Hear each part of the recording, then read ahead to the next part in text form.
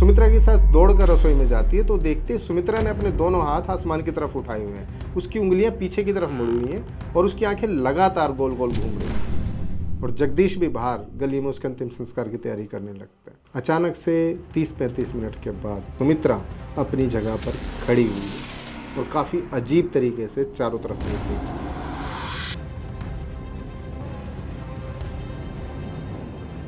नमस्कार दोस्तों, मैं हूं मनोरिक। स्वागत है आपका हमारी नई वीडियो में।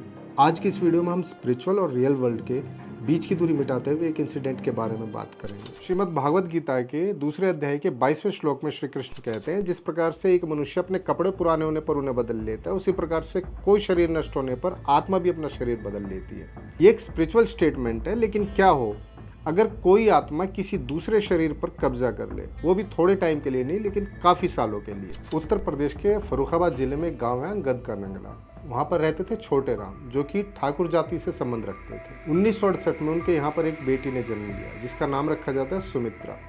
सुमित्रा 11 साल की थी तब उनकी माँ का देहांत हो गया। क्योंकि छोटे राम रोजगार के लिए गुजरात में थे, तो सुमित्रा का जो पालन पोषण था उसकी कज़न फूलमाला ने किया। सुमित्रा स्कूल नहीं जा पाई थी और जो भी थोड़ा बहुत पढ़ना लिखना था सुमित्रा ने घर पर ही सीखा था। 13 साल के होने के बाद सुमित्रा की शादी इटावा के शरीफपुरा गांव में रहने वाले जगदीश के साथ कर दी जाती है। जगदीश के आर्थिक हालात भी ठीक नहीं थे। सुमित्रा के ससुराल में पति जगदीश के अलावा उसके सास ससुर और एक छोटा देवर था। लेकिन ससुराल में सुमित्रा का ज़्यादा मन नहीं लग रहा था, क्योंकि शादी के कुछ समय बाद जगदीश को दिल्ली जाना पड़ता है रोजगार की तलाश में। पीछे रह जाते हैं सुमित्रा के सास ससुर, सुमित्रा और उसका छोटा देवर। सुमित्रा का ज़्यादा मन नहीं लगता है अपने ससुराल में। शादी के 3 साल बाद 1984 में सुमित्रा के यहाँ एक बेटा जन्म लेता है। बेटे के जन्म के बाद सुमित्रा का सारा ध्यान अपने बेटे में ही लगा रहता है।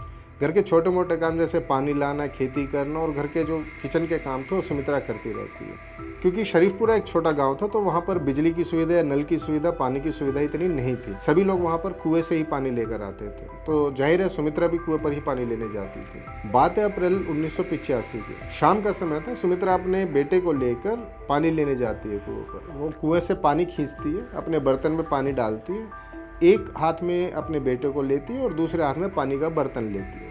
वापस वो घर की तरफ चल पड़ती है।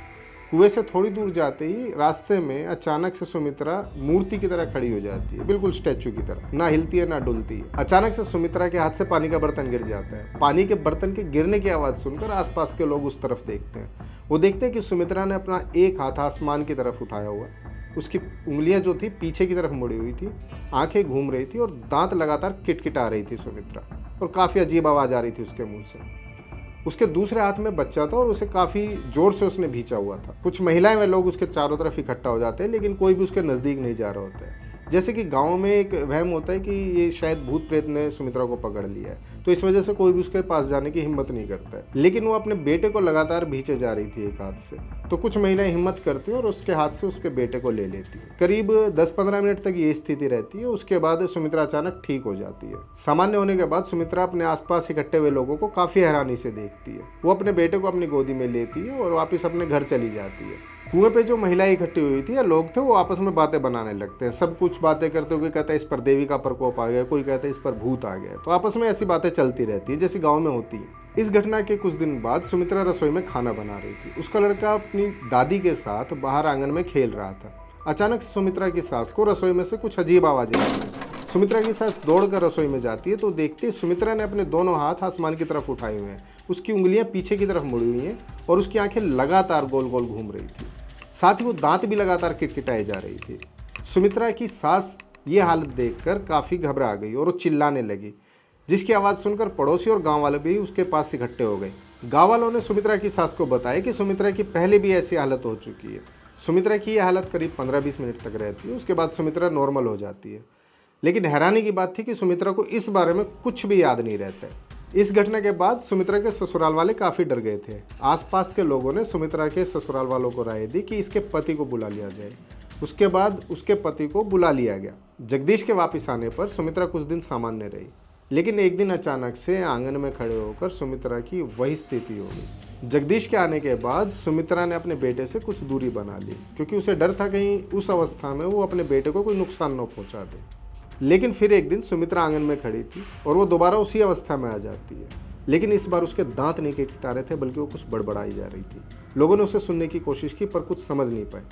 जगदीश ने आगे बढ़कर उसे सुना, और जो जगदीश ने सुना उसको सुनकर उसके पैरों के नीचे से ज़मीन निकल गई। सुमित्रा लगातार धीरे धीरे बड़बड़ा रही थी कि 3 दिन बाद मेरी मौत हो जाएगी। ये दिन था 16 जुलाई 1985 का। जब लोगों को इस बारे में पता चला तो वहाँ काफ़ी डर का माहौल बन गया। लोग आपस में चर्चा करने लगे, वो बातें करने लगे सुमित्रा की। कुछ समय बाद जब सुमित्रा को होश आया तो उसने देखा कि लोग आसपास काफ़ी तनाव में हैं। उसने जगदीश से पूछा कि ऐसा क्या हो गया कि लोग इतने डर गए हैं।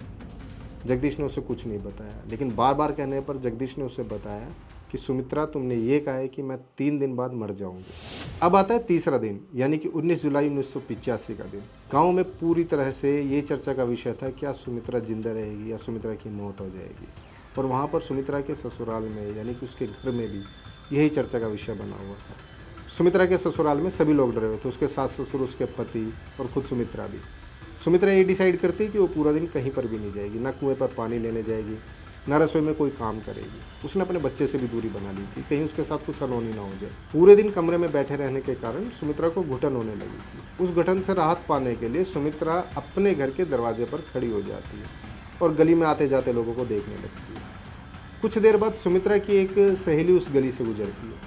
सुमित्रा आवाज़ देकर उसे बुला लेती है और वो दोनों आपस में बातें करने लगते हैं। कुछ देर बाद उन दोनों में हंसी खुशी का माहौल बन जाता है। सुमित्रा अपनी सहेली के साथ काफ़ी बातें करने लगती है। अचानक से सुमित्रा अपने दोनों हाथ अपने सर तक उठाती है। उसकी आंखें गोल गोल घूमने लगती हैं और वो दांत खटखटाने लगती है। सुमित्रा की सहेली ये देखकर काफ़ी डर जाती है और चिल्लाने लगती है, जिसे सुन के आसपास के लोग और सुमित्रा के घर वाले दौड़कर बाहर आते हैं। वो देखते हैं कि सुमित्रा बिल्कुल स्टैचू की तरह एक ही जगह पर खड़ी है और हिलडुल नहीं रही है। सभी लोग उसे जगाने की कोशिश करते हैं, लेकिन कुछ नहीं होता। कुछ लोग उसे उठाकर अंदर ले जाते हैं। पहले सुमित्रा नॉर्मल हो जाया करती थी, लेकिन इस बार काफ़ी देर होने के बाद भी सुमित्रा की हालत वैसी ही रहती है। उसकी इस हालत को देखकर कोई डॉक्टर को बुला लेता है। जैसे कि गांव में छोटे मोटे डॉक्टर होते हैं, डॉक्टर आता है, सुमित्रा का चेकअप करता है और डॉक्टर को पता चल जाता है कि सुमित्रा अब इस दुनिया में नहीं है। डॉक्टर सुमित्रा के घर वालों को ये बात बता देता है और वो रोने लगते हैं। गांव में अचानक से डर का माहौल बन जाता है। सभी लोग आपस में बातें करने लगते हैं कि सुमित्रा आखिर कैसे जान गई 3 दिन पहले ही अपनी मौत का दिन। गांव वालों में ये देखकर काफ़ी डर का माहौल बन जाता है और गांव वाले आपस में काफ़ी बातें बनाने लगते हैं। कोई इसे देवी का प्रकोप बताता है, कोई भूत प्रेत का साया। लोगों ने अपने बच्चों को घर से बाहर निकलना बंद कर दिया था। गांव वाले सुमित्रा के अंतिम संस्कार की तैयारी शुरू कर देते हैं। जैसा कि गांव में रिवाज होता है कि जिस महिला का पति जीवित होता है उसे पूरे साज श्रृंगार के साथ ही अंतिम क्रिया के लिए ले जाया जाता है। इस चीज़ को देखते हुए सुमित्रा के शव को एक कमरे में रखा जाता है और कुछ महिलाएं उसके अंतिम संस्कार की तैयारी करने लगती हैं। उसे नहलाने धुलाने लगती, उसका साज श्रृंगार करने लगती हैं और जगदीश भी बाहर गली में उसके अंतिम संस्कार की तैयारी करने लगता है। अचानक से 30-35 मिनट के बाद सुमित्रा का शव जिस कमरे में रखा हो तो उस कमरे में से एक औरत बहुत तेज़ी से चिल्लाते हुए बाहर दौड़ती है। सभी लोग उसके पास पहुँचते और पूछते हैं क्या हुआ। वो महिला बताती है कि सुमित्रा ने अभी अभी पलकें झपकाई हैं। उसकी बात ख़त्म भी नहीं होती, इतने में 2-3 औरतें और उसी कमरे से दौड़ती हुई बाहर आती हैं और कहते हैं कि सुमित्रा पलंग पर बैठी हुई है। ये सुनकर सभी गांव वाले सकते में आ जाते हैं। किसी भी गांव वाले की हिम्मत नहीं होती कि वो कमरे की तरफ जा सके। सभी की रूह कांप जाती है। किसी तरह से जगदीश कुछ गांव वालों को लेकर उस कमरे की तरफ जाता है और कमरे में दाखिल होते हुए वो देखते हैं कि सुमित्रा अपनी जगह पर खड़ी हुई है और काफ़ी अजीब तरीके से चारों तरफ देख रही थी। सुमित्रा को जिंदा देखकर जगदीश काफ़ी खुश हो जाता है और उसे गले लगाने के लिए उसकी तरफ दौड़ता है, लेकिन आगे जो होता है वो काफ़ी हैरान कर देने वाला है। उस पर यकीन कर पाना भी मुश्किल है। लेकिन गले लगाने से पहले सुमित्रा जगदीश को धक्का देकर दूर कर देती है। जगदीश हैरानी में कहता है, सुमित्रा क्या कर रही हो, मैं तुम्हारा पति हूँ। लेकिन जो सुमित्रा कहती है उसको सुनकर जगदीश अंदर तक हिल जाता है। सुमित्रा कहती है तुम मेरे पति नहीं हो। जगदीश अपने माँ बाप को बुलाता है और कहता है इन्हें तो पहचानती होगी तुम। लेकिन सुमित्रा बिल्कुल मना कर देती है, उन्हें पहचानने से भी इनकार कर देती है। जगदीश अपने 5 महीने के बेटे को लेकर सुमित्रा के पास आता है और कहता है कम से कम इसे तो पहचान लो। लेकिन सुमित्रा कहती है मैं नहीं पहचानती इसे, मैं नहीं जानती तुम कौन हो, मैं नहीं जानती ये कौन है। सभी गांव वाले बिल्कुल हैरान हो जाते हैं और आपस में बातें बनाने लगते हैं कि सुमित्रा पे किसी भूत ने कब्जा कर लिया है, कोई कहता है देवी आ गई है। इसी तरह की बातें गांव में चलती रहती हैं। सुमित्रा की हालत देखकर लोग डॉक्टर को फिर बुला लेते हैं। डॉक्टर आते हैं, चेकअप करते हैं, कहते हैं कि सुमित्रा से ज़्यादा सवाल जवाब मत करो, ये किसी ट्रॉमा से बाहर आई होगी, इसे कुछ दिन आराम करने दो। तो लोग मान जाते हैं और सुमित्रा को आराम करने के लिए उसी कमरे में छोड़ देते और बाहर आ जाते हैं। बाहर आकर भी लोगों की बातें ख़त्म नहीं हुई थी। अगर सुमित्रा मर गई थी तो ये कौन थी जो बात कर रही थी? इसी तरह की बातें चारों तरफ होने लगती हैं। उसी गांव में नहीं, आसपास के गांव में भी एक चर्चा का विषय बन जाता है। इसके बाद सुमित्रा ज़्यादातर अपने कमरे में ही रहती है, वो अकेली रहती है, किसी से बातचीत करना भी पसंद नहीं करती है। 2-3 दिन बाद अचानक से सुमित्रा जगदीश को अपने पास बुलाती है और कहती है कि तुम क्या सुमित्रा सुमित्रा बोलते रहते हो? मेरा नाम सुमित्रा नहीं है, मैं शिवा त्रिपाठी हूँ। मेरे पिताजी का नाम रामसिंह त्रिपाठी और वो इटावा में रहते हैं, आप उन्हें बुला दीजिए। ये सुन के जगदीश हैरान रह जाता है। वो अपने घर में इस बारे में बात करते हैं, लेकिन घर वाले उसे मना करते हैं, कहते हैं शायद ये अभी भी सदमे में है, तो इसकी बात मत मानो। अब गांव में यही चर्चा का विषय रहता है कि सुमित्रा पर किसी शिवा त्रिपाठी का साया है। आसपास के गांव में भी इस बारे में बातें फैलने लगती हैं। किसी तरह से बात इटावा में रहने वाले रामसिंह त्रिपाठी तक भी पहुंचती। 20 अक्टूबर 1985 रामसिंह त्रिपाठी अपने एक रिश्तेदार के साथ शरीफपुरा गांव में आते हैं। गांव में आने पर वो सुमित्रा का पता पूछते हैं। गांव वाले उसे सुमित्रा का पता बता देते हैं और कुछ गांव वाले उनके साथ भी चल पड़ते हैं। रामसिंह त्रिपाठी अपने एक रिश्तेदार के साथ वहां पर आए थे। जगदीश के घर पहुंचने के बाद रामसिंह त्रिपाठी अपना परिचय देते हैं कि मैं इटावा से आया हूं और मैं शिवा त्रिपाठी का पिता हूं, मेरा नाम रामसिंह त्रिपाठी है। ये बात सुनकर सुमित्रा अंदर कमरे से बाहर दौड़कर आती है और रामसिंह त्रिपाठी के गले लग जाती है। वो कहने लगती है, पापा आप इतने दिन से क्यों नहीं आए? रामसिंह त्रिपाठी इसे देखकर हैरान हो जाते हैं। वो देखते हैं कि कौन ये औरत है जो कि मेरे गले लग रही है। वो पीछे हट जाते हैं। उसका ये बर्ताव देखकर रामसिंह त्रिपाठी काफ़ी हैरान हो जाते हैं और वो सोचने लगते हैं कि ये जो औरत शिवा त्रिपाठी होने का दावा कर रही है, इसमें कोई सच्चाई है भी या नहीं। ये सब कुछ होता हुआ देखकर आस पड़ोस के कुछ लोग और गांव वाले भी वहां पर पहुंच जाते हैं। रामसिंह त्रिपाठी को बिल्कुल भी यकीन नहीं था सुमित्रा जो शिवा त्रिपाठी होने का दावा कर रही है ये सच है, और वो इस बात पर यकीन करना भी नहीं चाहते थे। इसी बात को पुख्ता करने के लिए वो अपने साथ एक एल्बम भी लेकर आए थे, जिसमें कि उनके परिवार की कुछ पुरानी तस्वीरें और यादें थी। रामसिंह त्रिपाठी ये एल्बम निकालकर मेज़ पर रख देते और सुमित्रा को बुलाते हैं। कहते हैं, अगर वास्तव में तुम शिवा त्रिपाठी हो तो इस एल्बम में इन लोगों को पहचान कर दिखाओ, इनके नाम बताओ। सुमित्रा वहाँ पर आ जाती है। एक एक करके फ़ोटोज़ निकलने लगते हैं और रामसिंह त्रिपाठी उंगली रख के सभी लोगों के नाम सुमित्रा से पूछने लगते हैं। सुमित्रा धीरे धीरे सभी के नाम बताने लग जाती है। ये मेरी माँ है, ये मेरा भाई है, ये मेरी बहन है, ये मेरे पति हैं। और 2 बच्चों को देखकर वो रोने लगती है। कहती है, ये टिंकू और रिंकू हैं, ये दोनों मेरे बच्चे हैं। अभी ये कहाँ पर है, किस हालत में है। सुमित्रा काफ़ी भावुक हो जाती है। रामसिंह त्रिपाठी सुमित्रा की बातें सुनकर काफ़ी भावुक हो जाते हैं और साथ ही साथ जो लोग वहाँ पर इकट्ठा हुए थे उनके पैरों के नीचे से ज़मीन निकल जाती है और वो सच में यकीन करने लग जाते हैं कि ये सुमित्रा नहीं बल्कि शिवा त्रिपाठी का पुनर्जन्म है। अब रामसिंह त्रिपाठी एल्बम का अगला पन्ना पलटते हैं। उसमें एक तस्वीर थी जिसमें 4-5 लोग थे। रामसिंह त्रिपाठी सुमित्रा से पूछते हैं, बताओ इसमें कौन कौन है। सुमित्रा सभी के नाम बता देती है, लेकिन एक महिला पर आकर वो बिल्कुल अटक जाती है। उसके मुंह से जुबान नहीं निकलती, वो घबरा जाती है, बिल्कुल स्टैचू बन जाती है। बार बार दबाव देने पर वो जो बोलती है उसे सुनकर वहाँ खड़े सभी लोग बिल्कुल सकते में आ जाते हैं। सुमित्रा या शिवा वो जो भी थी वो बताती है, ये मेरी ननद रमाकांति है, इसी ने मेरे सर पर ईंट मारकर मेरी हत्या की थी और मेरे पति के साथ मिलकर मेरी लाश को रेल की पटरियों पर फेंकाई थी।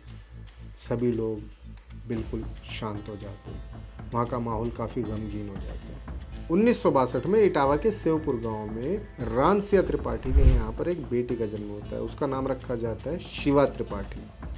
शिवा त्रिपाठी अपने 5 भाई बहनों में से एक थी। शिवा त्रिपाठी की एजुकेशन इटावा से हुई थी। उसने होम साइंस से बीए किया था। शिवा त्रिपाठी के फैमिली जो थी वो इटावा में शिफ्ट हो गई थी।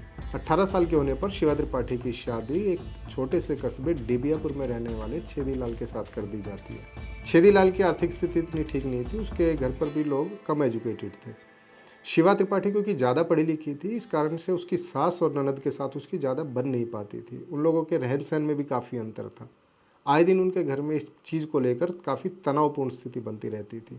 उनमें आपस में झगड़े भी होते रहते थे। एक दिन ऐसा ही एक झगड़ा एक बड़ा रूप ले लेता है। डिबियापुर कस्बे के नज़दीक एक रेलवे स्टेशन है, फफूंद रेलवे स्टेशन। 19 मई 1985 को फफूंद रेलवे स्टेशन के नज़दीक रेलवे की पटरियों पर एक लाश मिलती है। वो लाश होती है शिवा त्रिपाठी की। शिवा त्रिपाठी के घर में इस चीज़ की जानकारी दी जाती है। शिवा त्रिपाठी के घर वाले आते, उससे पहले ही उसके ससुराल वालों ने उसका अंतिम संस्कार कर दिया।